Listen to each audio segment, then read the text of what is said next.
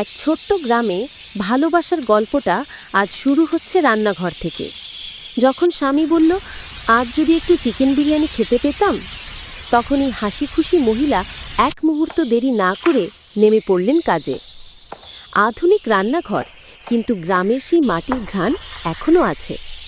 হাতের মশলার গন্ধ, হাঁড়ির ধোঁয়া আর ভালোবাসার ছোঁয়া।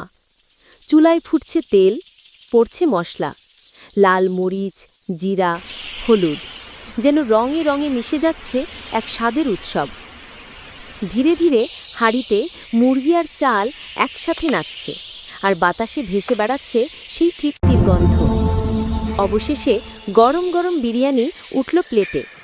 স্বামীর মুখে হাসি, স্ত্রীর চোখে তৃপ্তি। ভালোবাসা এমনই, কখনো শব্দে নয়, কখনো স্বাদে বোঝা যায়।